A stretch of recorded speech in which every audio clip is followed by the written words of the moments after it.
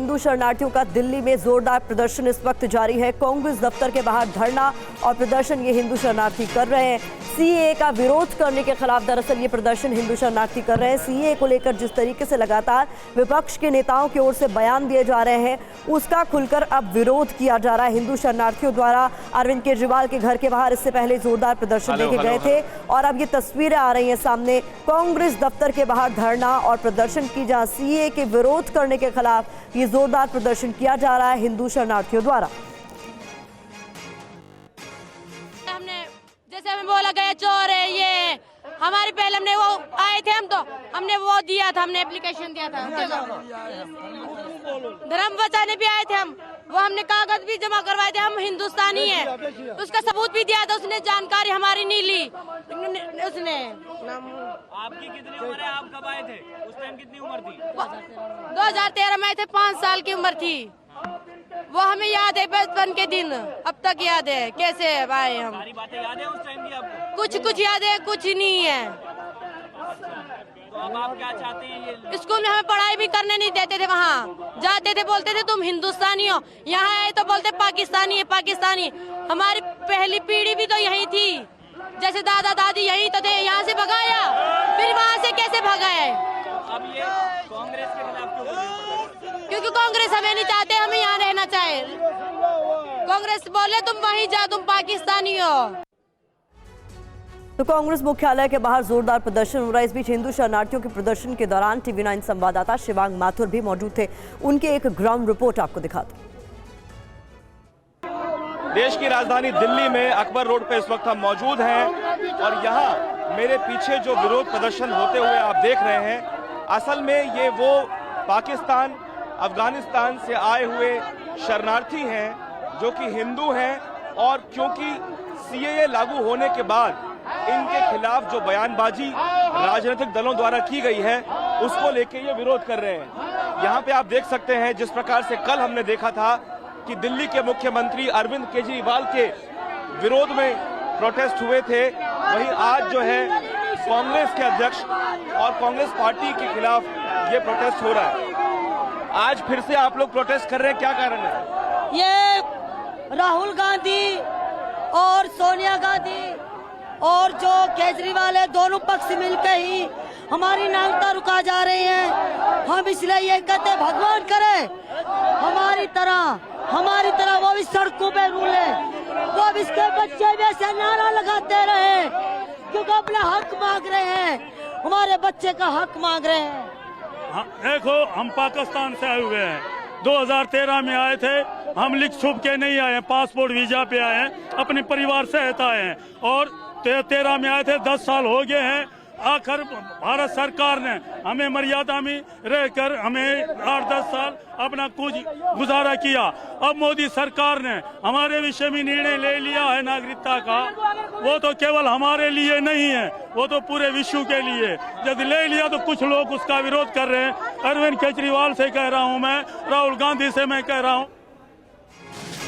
तो कांग्रेस मुख्यालय पर इस वक्त ताजा स्थिति क्या है, हालात क्या है, जानने के लिए शिवांग का सीधा रुख कर लेते हैं। शिवांग, तस्वीरों के जरिए दिखाइए, बताइए कि इस वक्त क्या चल रहा है। हम देख रहे हैं सीएए के खिलाफ जिस तरीके से लगातार बयानबाजी हो रही है, उसका अब पुरजोर विरोध कर रहे हैं ये शरणार्थी। देखिए, बिल्कुल दिल्ली के कई कोनों में ऐसे इलाके हैं जहां पे ये पाकिस्तान और अफगानिस्तान से आए शरणार्थी जो हैं वो रह रहे हैं और ये ताज़ा तस्वीरें आपको मैं दिखा देता हूं जहां पे जो शरणार्थी हैं वो प्रोटेस्ट करने के लिए अकबर रोड पे आए थे। दिल्ली के बीचों बीच जहां कांग्रेस का मुख्यालय है उसके अकबर रोड पे ये प्रोटेस्ट चल रहा है इस वक्त और ट्रैफिक की जो आवाजाही है वो भी इस वजह से करीब थोड़ी सी धीमी है क्योंकि सुरक्षा कारणों से सड़क को बंद किया गया था और बैरिकेटिंग भी की गई थी। कुछ लोग हमारे साथ हैं, हम सीधे उनसे बात कर लेते हैं।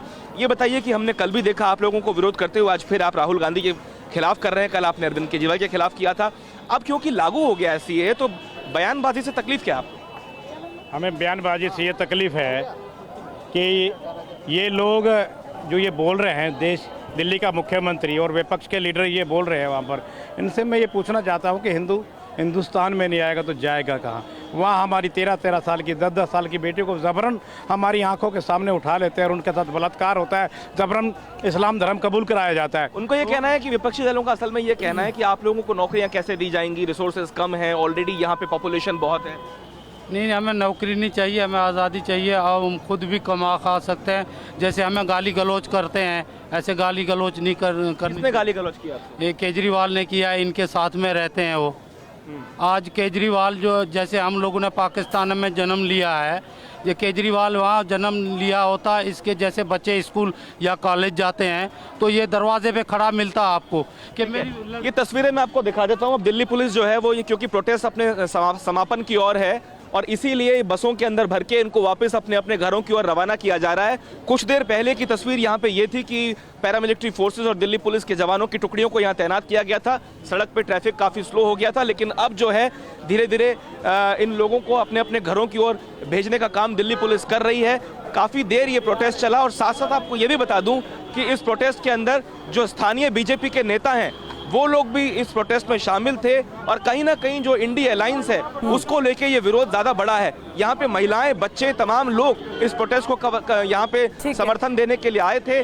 जितने लोग मजनू के टीले के आसपास रहते हैं ये लोग भी यहाँ पे पहुंचे थे और कुल मिला के सिचुएशन ये है कि सीएए लागू होने के बाद ठीक भारतीय नागरिक की तरह ही ये लोग व्यवहार भी अब कर रहे हैं। जी, तो हिंदू शरणार्थियों की एक बड़ी तादाद में यहाँ पर धरना प्रदर्शन करने के लिए पहुंचे हुए तस्वीरों के जरिए दिखा रहे हैं कि अब पुलिस अब उन्हें वहां से हटा रही। बहुत शुक्रिया शिवांग इस तमाम जानकारी के लिए और इन तस्वीरों को हम तक पहुंचाने के लिए। इस बीच अगली बड़ी खबर का हम रुख करने जा रहे हैं जो आ रही है बिहार से। बिहार में आज होगा कैबिनेट विस्तार। इस वक्त ये बड़ी खबर आपके सामने, जहां बिहार में आज कुल 17 मंत्री बनाए जा सकते हैं। शपथ समारोह के बाद पहला मंत्रिमंडल विस्तार बिहार में होने जा रहा है। तो ये बड़ी खबर, बड़ा डेवलपमेंट बिहार से सामने आ रहा है, जहां पर खबरों के मुताबिक कैबिनेट विस्तार हो सकता है आज और बताया जा रहा है कि कुल आज 17 मंत्री बन सकते हैं। शपथ समारोह के बाद ये पहला मंत्रिमंडल विस्तार होने जा रहा है। ऐसे में सबकी निगाहें इस ओर है कि कौन कौन वो चेहरे होंगे जो कि कैबिनेट में शामिल होंगे।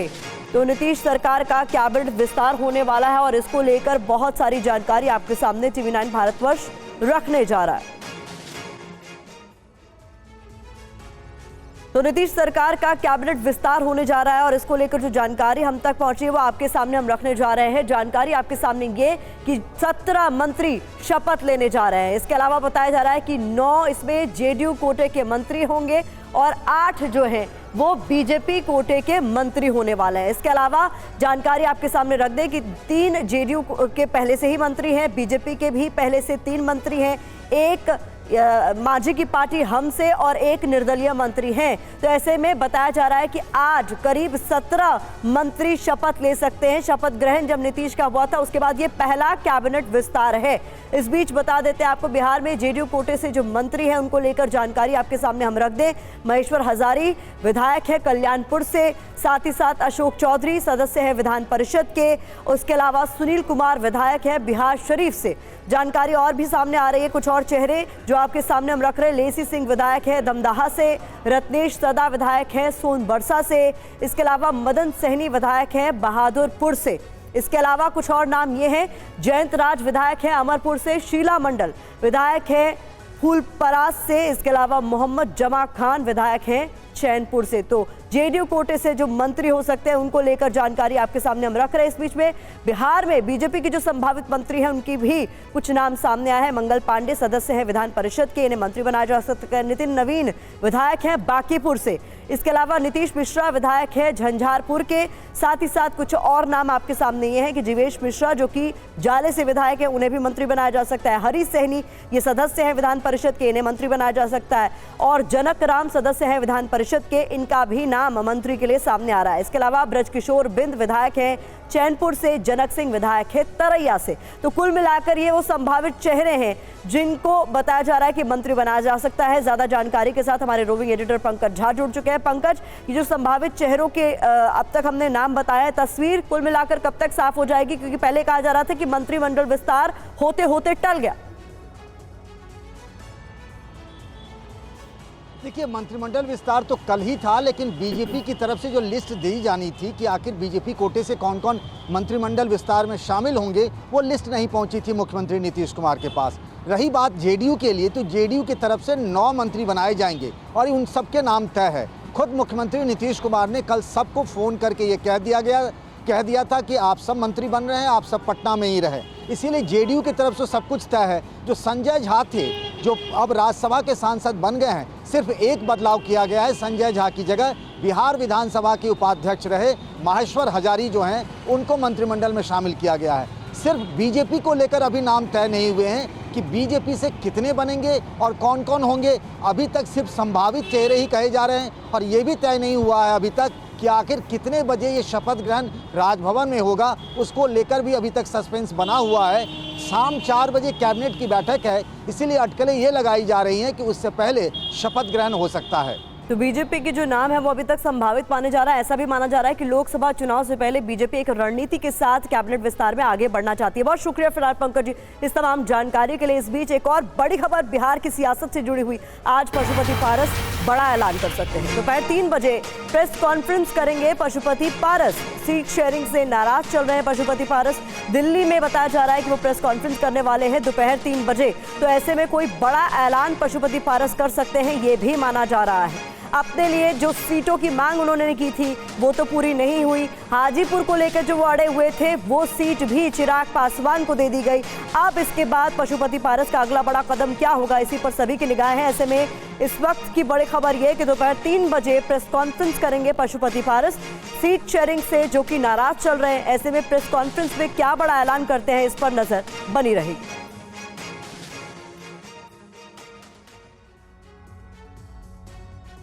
और इस बीच दक्षिण मिशन साउथ के दौरे पर प्रधानमंत्री मोदी हैं। कन्याकुमारी में प्रधानमंत्री मोदी जनसभा को संबोधित कर रहे हैं। इस वक्त की ये बड़ी खबर आपके सामने। कन्याकुमारी से उठी लहर दूर तक जाएगी। प्रधानमंत्री मोदी ने कई बड़ी बातें कही हैं और इंडिया अलायंस को लेकर प्रधानमंत्री मोदी ने जोरदार हमला बोलते हुए कहा है कि इंडिया का घमंड जनता तोड़ेगी। देश को तोड़ने वालों को जम्मू कश्मीर ने नकारा। साथियों, मैं तमिलनाडु की धरती पर बहुत बड़े परिवर्तन की आहट देख रहा हूं। तमिलनाडु में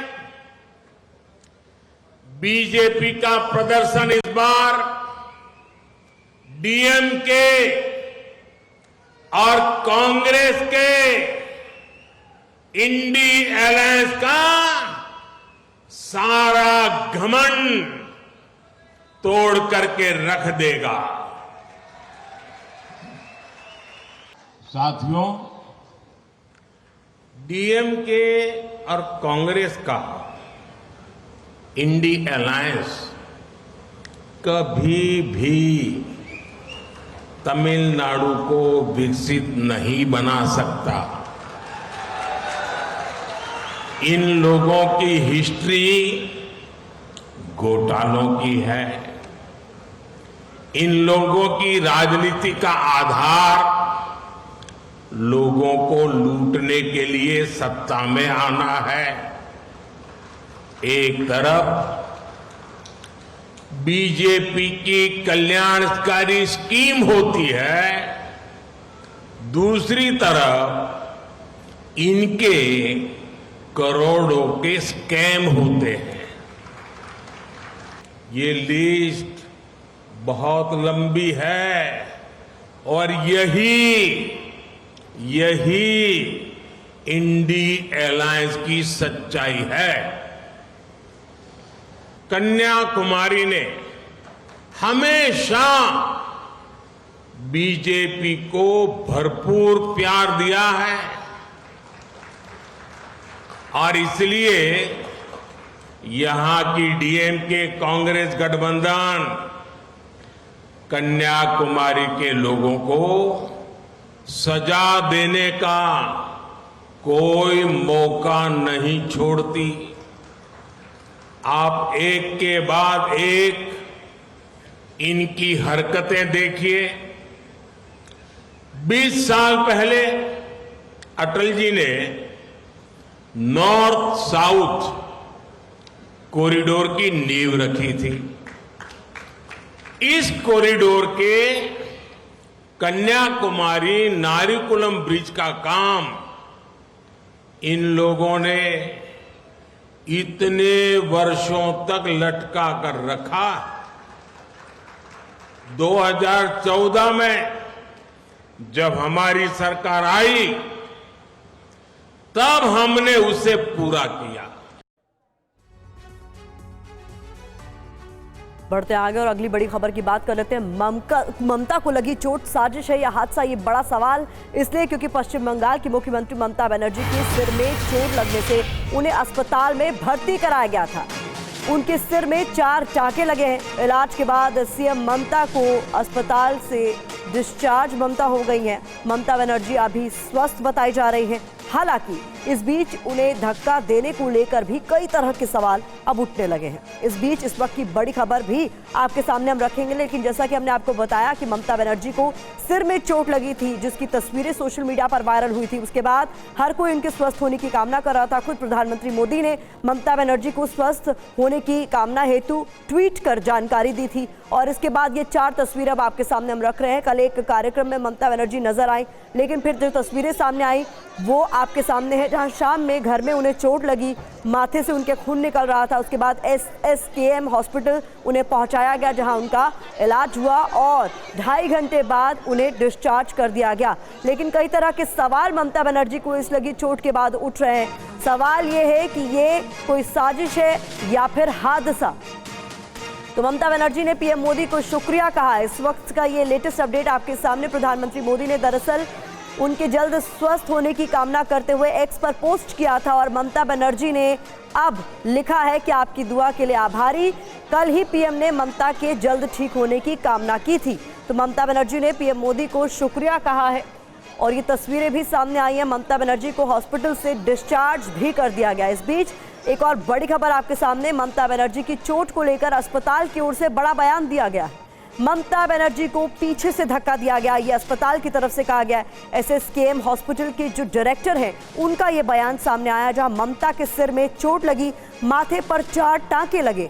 करीब 2.5 घंटे तक अस्पताल में एडमिट रही ममता बनर्जी। ये तमाम डिटेल्स अस्पताल की तरफ से बाकायदा डायरेक्टर की तरफ से साझा की गई है। कल चोट लगने के बाद ममता बनर्जी को कोलकाता के SSKM हॉस्पिटल में ले जाया गया। हॉस्पिटल की डायरेक्टर डॉक्टर मणिमोय बंदोपाध्याय ने क्या कहा, ये सुनिए। Chief Minister of West Bengal, Mamata Banerjee, reported to our hospital today around 7:30 p.m. with a history of fall within the vicinity of her home due to some push from behind. She had a cerebral concussion, had a sharp cut over her forehead and nose, which was bleeding profusely. Initially, she was assessed by HOD Neurosurgery, HOD Medicine and cardiologist of our institute, and her vitals were stabilized. 3 stitches has been applied on forehead and 1 on nose, and required dressing was done. Investigations like ECG, echocardiogram, Doppler and CT scan etc. was done. Medical personnel have provided their opinion in this regards. She was advised to remain admitted for observation, but she preferred to go home. और इस बीच एक और बड़ी खबर आपके सामने रख दे। SSKM अस्पताल के निदेशक डॉक्टर मणिमोय बंदोपाध्याय ने अपने बयान पर सफाई भी दी है। That I cannot say because this is a sensation of pushing from behind. That's it. So, but what that doesn't mean? Sensation, does it happen initially? See, our job is to treat. So we have treated. We have tried our best. Your statement, but there has been a maybe an interpretation which has been misinterpreted. But we have clarified yesterday clearly. Was it a mistake from your side? I have clarified yesterday clearly that this is a sensation of pushing from behind which led to the fall. Thank you. इस बीच हमारे संवाददाता रविशंकर दत्ता इस वक्त हमारे साथ जुड़ गए। रवि, ये बताइए, कुल मिलाकर यहाँ पर 2 तरह के बयान क्यों दिए जा रहे हैं अस्पताल की तरफ से? क्योंकि जैसे ही ममता बनर्जी की तस्वीरें सोशल मीडिया पर आई, उन्हें इलाज के लिए जब भर्ती किया गया था तो सबसे पहले डायरेक्टर की तरफ से कहा गया था कि उन्हें पीछे से धक्का दिया गया। फिर इस पर सफाई देने की जरूरत क्यों महसूस की गई? देखिए, कल मणिमोय बंदोपाध्याय ने जो स्टेटमेंट दिया था, आज उन्होंने एकदम 180 डिग्री उसका ऑपोजिट रिएक्शन दिया है। उन्होंने साफ साफ कहा है मैंने जो बयान दिया था उसका मिस इंटरप्रिटेशन किया गया है और पुश फ्रॉम बिहाइंड सेंसेशन। तो मैंने मणिमोय बंदोपाध्याय से पूछा था क्या ऐसे केसेस में पुश फ्रॉम बिहाइंड सेंसेशन हर मरीज के साथ होता है? उन्होंने इसका उत्तर नहीं दिया, लेकिन कहा ममता बनर्जी के इस मामले में पुश। इस बीच में आपको रोकना चाहूंगी, बड़ी खबर सामने आ रही है। कल दोपहर 3 बजे लोकसभा चुनाव की तारीखों का ऐलान किया जाएगा। इस वक्त की ये सबसे बड़ी खबर आपके सामने, लोकसभा चुनाव की तारीखों का ऐलान कल होगा। कल दोपहर 3 बजे तारीखों का ऐलान कर दिया जाएगा। तो चुनाव आयोग में ये महत्वपूर्ण बैठक चल रही थी जिसमें मंथन किया जा रहा था और अब ये साफ हो गया है कि कल दोपहर 3 बजे चुनाव की तारीखों का ऐलान किया जाएगा। तो लोकसभा चुनाव 2024 की तारीखों का ऐलान कल दोपहर 3 बजे किया जाएगा। इस वक्त की ये सबसे बड़ी खबर आपके सामने। आमोद राय का मैं रुख करना चाहूंगी, ज्यादा जानकारी के साथ जुड़ गया। आमोद, और क्या कुछ डिटेल्स सामने आई है जो लगातार बैठक चल रही थी उसमें?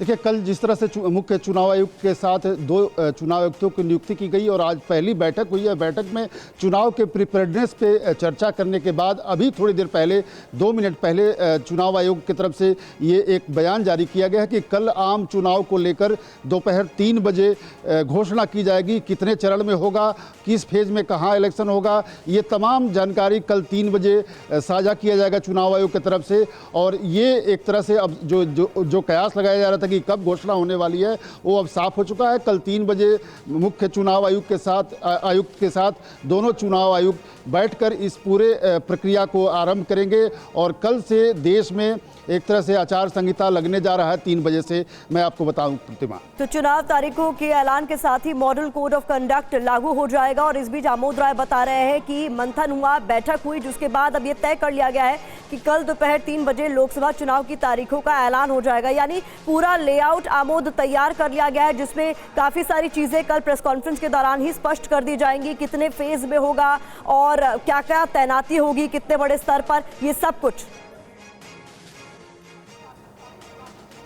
निश्चित तौर पे एक एक डिटेल सब सामने रखेगा चुनाव आयुक्त और चुनाव आयोग। और चुनाव आयोग पिछली बार जैसे 7 चरणों में चुनाव हुआ था, तो देखना होगा कि इस बार क्या चरण बढ़ाए या घटाए जा रहे हैं, क्योंकि चर्चा थी कि 5 चरण में भी चुनाव कराए जा सकते हैं। पहले जिस तरह से नक्सलवाद और आतंकवाद देश में ज़्यादा जगहों पर थे वो अब घटे हैं, तो इस लिहाज से ये कहा जा रहा था कि सुरक्षा के इंतजाम कम करने से भी अब चुनाव हो सकता है, लिहाजा फेजेज में कमी की जा सकती है। देखना होगा कि क्या उस पर विचार बना है चुनाव आयोग में, कल इसकी भी जानकारी मिलेगी। साथ ही कितने फोर्स डिप्लॉय करने हैं, किस किस राज्य में कब कब चुनाव होगा, पहले चरण में कहां कहां चुनाव होगा, दूसरे चरण में कहां कहां चुनाव होगा और कब इनकी गिनती होगी, और इससे आगे का रास्ता पूरा साफ हो जाएगा। कल 3 बजे समय मुकर्रर किया गया है चुनाव आयोग की तरफ से और उसके बाद ये साफ हो जाएगा कि चुनाव का प्रक्रिया किस तरह से आयोजित करने जा रहा है चुनाव आयोग। तो चुनाव तारीखों के ऐलान से पहले हम देख रहे हैं जितने राजनीतिक दल हैं उनकी तरफ से अपने अपने स्तर पर तैयारियां शुरू कर दी गई हैं, लेकिन कल दोपहर 3 बजे का वक्त बेहद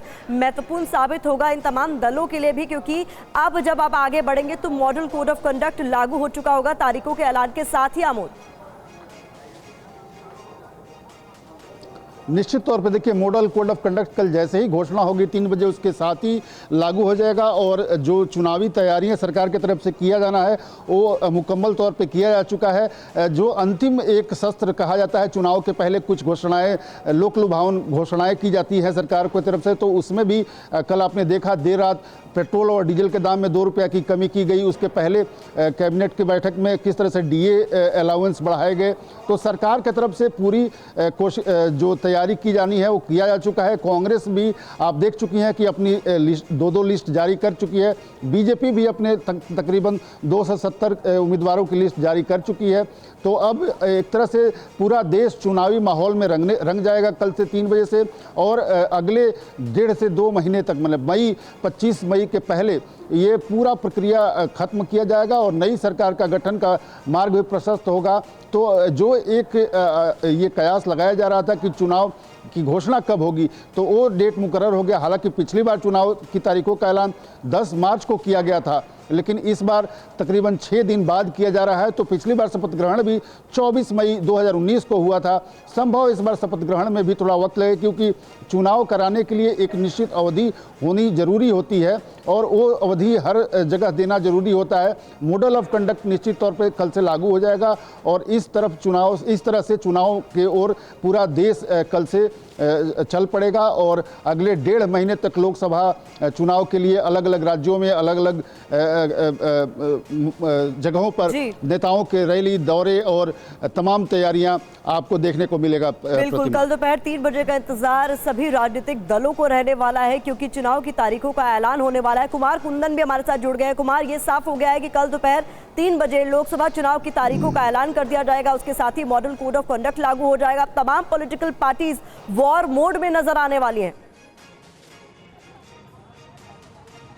निश्चित रूप से प्रतिमा, अभी थोड़े दिन पहले ही चुनाव आयोग में एक बहुत ही महत्वपूर्ण बैठक खत्म हुई और इस बैठक के फौरन बाद चुनाव आयोग की तरफ से आधिकारिक रूप से ये सूचना जारी की गई कि कल 3 बजे ये प्रेस कॉन्फ्रेंस होने जा रही है और इस प्रेस कॉन्फ्रेंस में यह बताया जाएगा कि आगामी चुनावों की तारीख क्या होगी।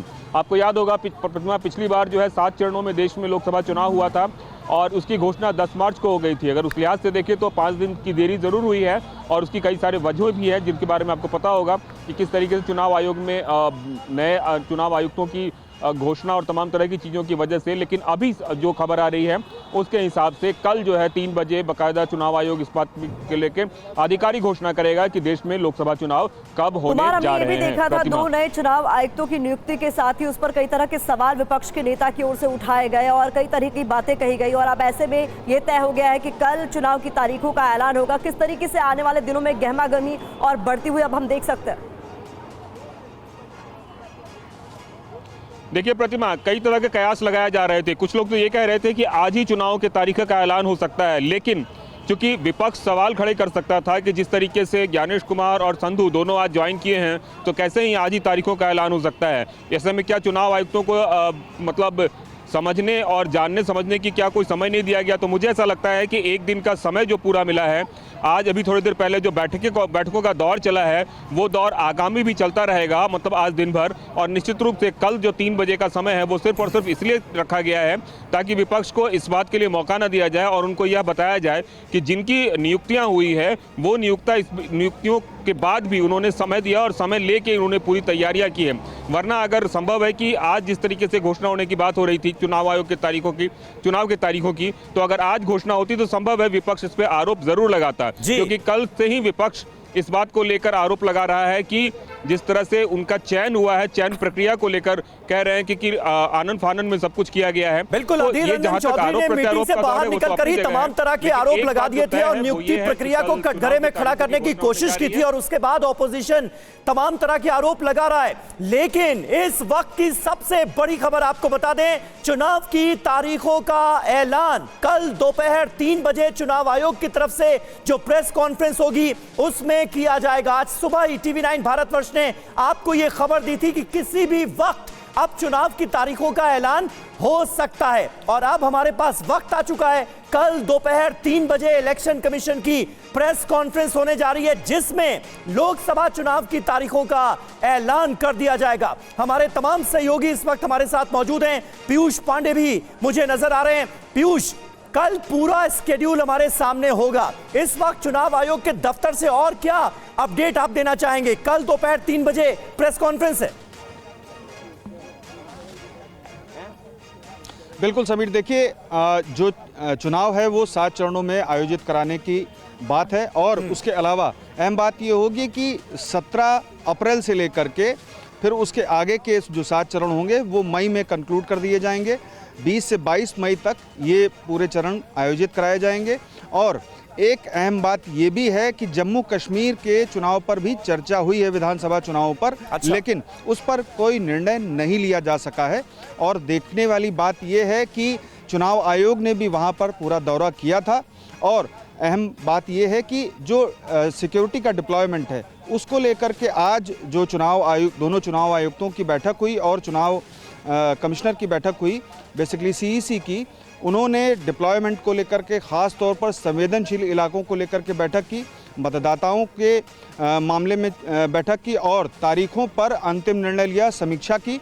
और अब ये तय हो गया है कि कल यानी कि 16 तारीख को दोपहर 3 बजे चुनाव आयोग प्रेस वार्ता करके जो तिथियां हैं उनकी घोषणा कर देगा और चरणों की भी घोषणा कर देगा।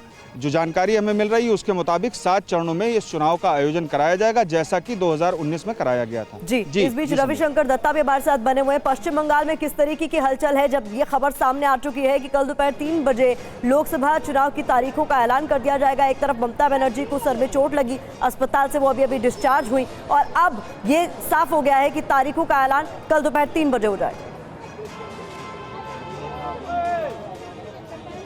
देखिए पश्चिम बंगाल में क्योंकि अभी ये खबर आया है तो पॉलिटिकल रिएक्शंस इसमें अभी नहीं आए हैं, लेकिन तृणमूल जो कि यहाँ के सत्तारूढ़ पार्टी है उनका अभी जो फोकस है वो ममता बनर्जी है। ममता बनर्जी अभी थोड़ा स्थितिशील है, इसीलिए जो कल ट्वीट में उनका जल्दी ठीक होने के लिए कामना किए थे उनको अब वो रिप्लाई कर रहे हैं। अच्छा। सीपी जो है पश्चिम कोलकाता पुलिस के विनीत गोयल वो यहाँ पे आए थे, आधा घंटा वहाँ पे रहे, उनके साथ बातचीत किए। लेकिन कल जब ये इलेक्शन घोषणा हो जाएंगे तो यहाँ पे कहीं ऐसा पार्टीज़ है जैसे कि बीजेपी है, लेफ्ट है, उनको अपना कैंडिडेचर अभी घोषणा करना बाकी है। सिर्फ तृणमूल कांग्रेस ही ऐसा पार्टी है जो कि 42 सीट का घोषणा कर चुके हैं। इसके साथ आसाम में 4 सीट का घोषणा किए हैं। लेकिन यहाँ पे बीजेपी, लेफ्ट, कांग्रेस क्या करती है इसके बारे में अभी पता नहीं चला है, क्योंकि इन्होंने अपना कैंडिडेट जो है घोषणा नहीं किया है। तो बीजेपी सबसे, क्योंकि तृणमूल को यहाँ पे टक्कर बीजेपी दे रहा है, बीजेपी बाकी का जो सीट्स है उनका कैंडिडेट कब घोषणा करेंगे ये देखने वाली बात है। क्योंकि आज अर्जुन सिंह और शुभेंदु अधिकारी का भाई वो दिव्येंदु वो पहुंच चुके हैं दिल्ली, शायद वो वहाँ पे ज्वाइन भी कर जाएंगे। उसके बाद 2 सीट का ऐलान तो कर दिया जाएगा, तमलुक और कांथी और यहाँ पे बैरकपुर का, लेकिन बाकी का सीट्स का क्या होगा वो कहना भी मुश्किल है। ठीक है रवि, बने रहे आप हमारे साथ। जल्दी से हम बनारस अपने दर्शकों को लिए चलते हैं। वहां से प्रीति श्रीवास्तव हमारी संवाददाता इस वक्त मौजूद हैं। प्रधानमंत्री नरेंद्र मोदी की संसदीय सीट वाराणसी में इस वक्त आपकी मौजूदगी प्रीति, और प्रधानमंत्री इस वक्त कन्याकुमारी में वहां पर विपक्ष पर जोरदार हमला बोलते हुए नजर आ रहे हैं। वाराणसी में इस बार चुनावों की कितनी सुगबुगाहट नजर आ रही है? कल दोपहर 3 बजे ऐलान होना है तारीखों का। बिल्कुल, मैं आपको बता दूं कि वाराणसी में लोकसभा चुनावों को लेकर काफ़ी एक्साइटेड हैं और इस बार उन लोगों के मुद्दे क्या हैं उनसे लोगों से बात कर लेते हैं। लोगों के बीच में जब ये पता चल गया है कि कल 3 बजे चुनावों की तारीखों का ऐलान हो जाएगा, ऐसे में लोग क्या सोचते हैं, इन्हीं लोगों से बात कर लेते हैं। बताइए, कल 3 बजे ऐलान होगा चुनावों की तारीखों का, इस बार वाराणसी में लोगों के मुद्दे क्या हैं, किन किन मुद्दों पर आप लोग वोट करने जाएंगे? सबसे पहले कि आज पूरे देश में सड़क का इतना अच्छा काम हुआ है जिससे कि कहीं भी कोई समस्या अब सड़क की नहीं रह गई है और लोगों के निगाह में है कि देश उत्थान हो रहा है। देश के लिए हमारे प्रधानमंत्री जी पूरा अपना तन्मयता से कार्य कर रहे हैं, जिसकी वजह से आज पूरा देश गदगद है इनके कार्य प्रभाव से। और भी लोग हैं, ये बताइए क्या मुद्दे रहेंगे इस बार आप लोगों के चुनावों में, किन मुद्दों पे आप वोट करने जाएंगे? मुद्दा क्या, सब ठीक ही है, मोदी जी दे रहे हैं पेट भरने को, और क्या है। अच्छा, मुद्दा सब ठीक ही है। ये बताइए आप क्या कहेंगे, किन मुद्दों पे इस बार क्या मुद्दे रहेंगे आप लोगों के? जो भी मुद्दा रहेगा अच्छा ही रहेगा। क्या क्या रहेगा? डेवलपमेंट रहेगा? कोशिश तो सभी ऐसा ही लग रहा है कि डेवलपमेंट होते रहेगा। रोजगार बात करेंगे। ये यहाँ पे कुछ महिलाएं हैं, उनसे बात करने की कोशिश करेंगे। ये बताइए आप लोगों के क्या मुद्दे रहेंगे इस बार, क्या सोचती हैं, क्या होना चाहिए चुनावों में, क्या उम्मीदें हैं आप लोगों को? हमें उम्मीद क्या बताएं मैडम, आप क्या कहेंगे? अरे ये यहाँ पे देखिए और बहुत सारे लोग हैं, उनसे बात करते हैं। बताइए आप क्या कहेंगे, किन मुद्दों पे आप लोग इस बार चुनावों में जाने वाले हैं, मतलब किन मुद्दों पे आप वोट करेंगे? विकास के मुद्दे, विकास हो रहा है, अपराध भी कम हुआ है, विकास भी हो रहा है। अपराध भी कम हुआ है और विकास भी हो रहा है। तो इस बार भी यही मुद्दे रहेंगे? यही मुद्दे इस बार। बहुत बढ़िया सरकार है, सरकार इतना बढ़िया अभी तक हमने देखा ही नहीं था। बहुत बढ़िया सरकार है, इतनी बढ़िया सरकार इन्होंने देखी नहीं। यहाँ पे जो वाराणसी के लोग हैं वो कह रहे हैं कि इस बार भी हम लोग जो वोट करेंगे वो विकास रहेगा, डेवलपमेंट रहेगा और रोजगार रहेगा। लेकिन इस बार जो सरकार ने अभी तक जो काम किया है उस पर ये लोग सेटिस्फाइड नजर आ रहे हैं कि काफी अच्छा काम हुआ है। ठीक है, आइए पंकज झा का रुख कर लेते हैं। पंकज, इससे पहले हम बिहार के हलचल को लेकर बात कर रहे थे, वहां कैबिनेट एक्सपेंशन होना है, कैबिनेट विस्तार होना है और इस बीच माना जा रहा था कि बीजेपी की ओर से जो नाम मंत्री पद के लिए सुझाए जाएंगे उसके पीछे भी लोकसभा चुनाव को लेकर रणनीति रहेगी सोची समझी, और अब ये साफ हो गया कल दोपहर 3 बजे तारीखों का भी ऐलान होना। जी हाँ, बिल्कुल। और देखिए, बिहार को लेकर के ही बीजेपी की चिंता थी, क्योंकि अगर देखें हिंदी पट्टी में तो ये बिहार ही उसके लिए एक तरीके से दिक्कत थी। लेकिन जिस तरीके से नीतीश कुमार और दूसरे सहयोगी दलों को पिछले चुनाव के मुकाबले में देखिए कि पिछली बार भी एनडीए में जब नीतीश कुमार की पार्टी जेडीयू और बीजेपी थी, लेकिन उपेंद्र कुशवाहा की पार्टी को शामिल किया गया है। साथ ही अगर आप देखें तो जीतन राम मांझी की पार्टी हमको, तो एक सामाजिक समीकरण बनाने की कोशिश की है बीजेपी ने। 40 लोकसभा सीटें यहाँ बिहार में दांव पर है और उसने एक तरीके से आपस में बीजेपी सहयोगी दलों ने सीटों का बंटवारा भी तय कर लिया है। कौन किस सीट पर लड़ेगा, 1-2 सीटों को छोड़कर, वो भी तय हो चुका है और एक तरीके से उम्मीदवारों के ऐलान भी बहुत जल्द हो जाएंगे। लेकिन महागठबंधन में अभी भी उस तरीके से सीटों के बंटवारे को लेकर बात नहीं बनी है। तो अगर हम बिहार के लिहाज से देखें लोकसभा की 40 सीटों को लेकर, तो एनडीए की पूरी तैयारी है। महागठबंधन में तेजस्वी यादव ने जरूर अपनी यात्राएं पूरी की और रैली कर ली है, लेकिन सीटों के बंटवारे को लेकर भी फाइनल बात नहीं हो पाई है। बिल्कुल पंकज, बने रहे आप हमारे साथ। हमारे सहयोगी जितेंद्र भाटी भी इस वक्त दिल्ली से मौजूद हैं। जितेंद्र, दिल्ली में भी लड़ाई इस बार दिलचस्प होने वाली है, क्योंकि 7 की 7 सीटों पर भारतीय जनता पार्टी ने कब्जा किया था 2019 में, लेकिन इस बार 7 में से 6 सिटिंग एमपीज के टिकट काट दिए गए हैं। आम आदमी पार्टी और कांग्रेस एक साथ मिलकर बीजेपी का मुकाबला करने की पूरी कोशिश करेंगे। ऐसे में दिल्ली का जो मुकाबला है वो कितना अहम हो जाता है इस बार 2024 की लड़ाई में? बिल्कुल, देखिए 2024 की लड़ाई थोड़ी अलग है 2019 से हम देखें तो, क्योंकि इस बार कांग्रेस और आम आदमी पार्टी मिलकर 4-3 के फॉर्मूले पे लड़ रही है। और देखिए जो इंडिया गठबंधन बना था उसका फाइनल जो है आप समझ लीजिए कि यही होने वाला है। और यही वजह थी कि ऐसी घोषणाओं का भी ऐलान किया गया था, जिसमें महिलाओं को लेकर के दिल्ली के बजट में प्रावधान रखा गया, उन्हें जो वेस्ट महिलाएं 1000 रुपए मिलेंगे। तो वही देखिए कहीं ना कहीं बीजेपी की रणनीति भी अलग हुई है। सिर्फ मनोज तिवारी को हम छोड़ दें तो बाकी जो 6 सीटें हैं उसमें प्रत्याशियों को बदला गया। अब इसमें देखना होगा जो इंडिया गठबंधन बना है, जो पूरी इस रणनीति में के तहत यहाँ पर 4-3 के फॉर्मूले से चुनाव लड़ रहा है, क्या वो बीजेपी का मुकाबला कर पाएगा। और बीजेपी ने भी यहाँ पर देखें तो, क्योंकि पिछले दोनों ही हम देखें लोकसभा के जो चुनाव हुए थे, 14 की हम बात करें, 19 की बात करें, तो बीजेपी का दबदबा रहा है। नहीं, वहीं अगर विधानसभा की बात करें तो 70 में से 62 सीटें जो हैं वो आम आदमी पार्टी के पास हैं, केवल 8 जो हैं वो बीजेपी के पास है। तो इन जो आंकड़े हैं वो किसके पक्ष में बैठते हैं ये चुनाव पता लगे। लेकिन कल चुनाव आयोग इस बात की घोषणा कर देगा कि कितने चरणों में चुनाव ये होना है, पूरी रूपरेखा जो है वो तय हो जाएगी। साथ ही आचार संहिता कल से लग जाएगी और इसको लेकर के जो एक पूरा सियासी माहौल बना हुआ है अब वो किस ओर जाता है ये देखने वाली बात होगी। और सियासी पारे की बात करें तो वो महाराष्ट्र में भी हाई नजर आ रहा है। राजीव हमारे साथ बने हुए हैं। राजीव, ये बताइए, वहां पर तो फॉर्मूला साफ है किस तरीके से एनडीए जो है चुनाव लड़ने वाला है, लेकिन अब जब ये तय हो गया है कल दोपहर 3 बजे चुनाव की तारीखों का ऐलान होगा, तो किस तरीके की हलचल वहां?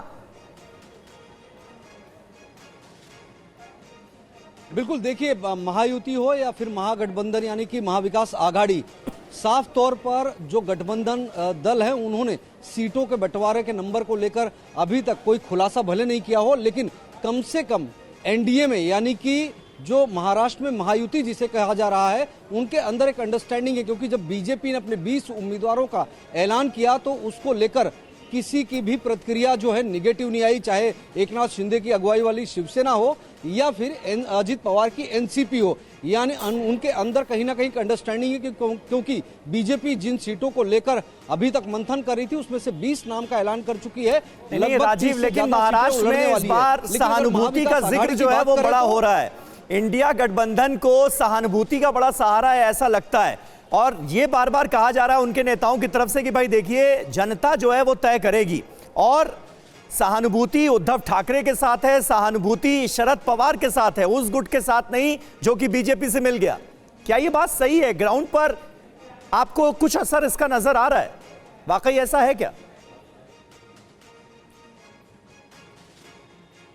देखिए, सहानुभूति उस वक्त ज्यादा कारगर साबित होती है जब कोई भी घटनाक्रम ताजा होता है। कह सकते हैं कि नदी में बहुत पानी बह गया है, बहुत अच्छा खासा समय बीत गया है, लगभग 2 साल से ज्यादा बीतने को आए हैं। ऐसे में वो सहानुभूति ग्राउंड पर चुनाव के दिन तक कितनी मौजूद रहेगी ये देखने वाली बात होगी। रही बात सहानुभूति के नाम पर उद्धव ठाकरे रोज रैलियां कर रहे हैं, एनसीपी शरद पवार की भी रोज सभाएं हो रही हैं। ऐसे में सहानुभूति के नाम पर कितने वोट बटोरेंगे ये समय बताएगा। ये जरूर बात है कि सहानुभूति एक सिंपैथेटिक तरीके से लोगों से कनेक्ट करने की कोशिश की जा रही है। रही बात अभी तक तो सीट शेयरिंग ही महाविकास आघाड़ी में नहीं हुई है, जबकि अगर एनडीए की बात करें तो एनडीए में बीजेपी ने बाजी जरूर मार ली है। 20 उम्मीदवारों के नाम का ऐलान कर दिया है, हालांकि स्पष्ट तौर पर अभी तक सीटों का नंबर जरूर नहीं जाहिर किया गया, लेकिन अभी तो चुनौती सीट शेयरिंग की है इंडिया गठबंधन में, उसको लेकर आम राय बनाई जा सके, इस बात का चैलेंज नजर आ रहा है। जल्दी से कश्मीर घाटी का भी रुख करते हैं, इरफान कुरैशी वहां से हमारे साथ मौजूद हैं। इरफान, देखिए आसार तो ये भी जताए जा रहे थे कि लोकसभा चुनावों के साथ साथ जम्मू कश्मीर में भी चुनाव करा दिए जाएं, लेकिन अभी इस पर क्या रुख होता है चुनाव आयोग का, ये देखने वाली बात होगी। लेकिन 370 हटाए जाने के बाद और पिछले कुछ दिनों के मैं डेवलपमेंट की बात करूं तो गुलाम नबी आजाद साहब की पार्टी और उनका काफी सक्रिय होना, जम्मू कश्मीर की सियासी फिजा में क्या बदलाव आया है 2024? बहुत महत्वपूर्ण सवाल। जिस तरह आपने इलेक्शन कमीशन की बात की, इलेक्शन कमिश्नर ऑफ इंडिया ने खुद कहा कि जम्मू कश्मीर में लगातार वो चुनाव के मद्देनज़र काम कर रहे थे और चुनाव टाइम पर किए जा रहे हैं, खासतौर पर लोकसभा के और असेंबली चुनाव को लेकर उन्हें स्पष्ट किया कि सुरक्षा जायजा पूरा लेने के बाद, क्योंकि वो चुनाव बहुत बड़ा रहेगा जम्मू कश्मीर के लिए, उसके बाद घोषणा की जाएंगी। उन्होंने तमाम सियासी दलों से बातचीत की, national conference, PDP, Congress, Ghulam Nabi Azad की पार्टी से भी कुछ रिप्रेजेंटेटिव्स आए थे, सीपीआईएम, तो कहीं ना कहीं ये स्पष्ट किया गया कि चुनाव बहुत जल्द किए जाएंगे और उसकी घोषणा कभी भी हो सकती है। टीवी9 भारतवर्ष के रिपोर्टर्स भी उस प्रेस कॉन्फ्रेंस में थे, हमने भी सवाल पूछा तो ये स्पष्ट किया गया कि जम्मू कश्मीर में दोनों चुनाव टाइम पर किए जाएंगे, क्योंकि धारा 370-35 से हटने के बाद कई चीज़ें, खासतौर पर रीऑर्गेनाइजेशन एक्ट या डिलिमिटेशन और बाकी सब जो कानूनी प्रक्रिया थी उसे पूरा करना था और उसके मुकम्मल होते ही वो आप चुनाव की घोषणा कभी भी कर सकते हैं। दूसरी तरफ गुलाम नबी आज़ाद लगातार पिछले कुछ समय से, खासतौर पर ईसीआई के 2 दिन के दौरे के बाद वो लगातार सक्रिय है। वो कई सवाल खासतौर पर इंडिया अलायंस पे भी लगातार इनडायरेक्टली उठाते हुए दिख रहे हैं, कहीं ना कहीं उन पर आरोप भी लग रहे हैं कि वो भाजपा के समर्थन में जम्मू कश्मीर में वोट काटने का काम करने का प्रयास कर रहे हैं। वहीं दूसरी तरफ एनसी पीडीपी लगातार उनके बीच भी खींचातानी शुरू हो गई, तो गुपकार अलायंस भी खतरे में लग रही है। वहीं भाजपा के लिए जो बड़ी चुनौती थी वो आप कहीं ना कहीं प्रधानमंत्री के दौरे के बाद आसान होती हुई दिख रही है।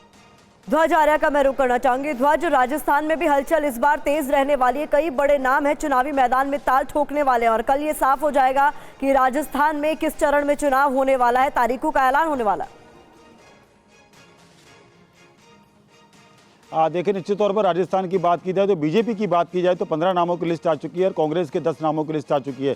हालांकि कांग्रेस की तरफ से बात की जाए तो कांग्रेस में तमाम जो बड़े नाम हैं वो जो है चुनाव लड़ने से बचते नजर आ रहे हैं। कांग्रेस के जो तमाम जो बड़े नाम, क्योंकि पिछले 2 बार के अगर चुनाव का रिजल्ट देखें तो हार की हैट्रिक से बचती नजर आ रही है। वहीं बीजेपी की तरफ से दावे किए जा रहे हैं और बीजेपी की तरफ से ये दावे किए जा रहे हैं कि राजस्थान की 25 की 25 सीटें हैं वो बीजेपी जीतेगी। सबसे बड़ी बात यह है कि राजस्थान ने कल जो राजस्थान की जो जनता है उनको एक तोहफा दिया है, 2% जो ये पेट्रोल और डीजल पर जो ये वैट की दर थी उसको कम कर दिया है, यानी कि 2 रुपये जो है केंद्र सरकार की तरफ से कम किए गए और 2% जो वैट है वो ये कम कर दिया गया। तो राजस्थान की जो 25 की 25 सीटों का जो पिछली बार राजस्थान को लेकर दावे बड़े, आनंद प्रकाश पांडे हमारे साथ मौजूद हैं। आनंद, खासतौर पर अगर बीजेपी की बात की जाए तो साउथ को, दक्षिण को कमजोर नब्ज माना जाता है भारतीय जनता पार्टी की और प्रधानमंत्री नरेंद्र मोदी साउथ के जबरदस्त दौरे पर हैं। क्या स्ट्रैटेजी आपको नजर आ रही है 2024 की पार्टी की?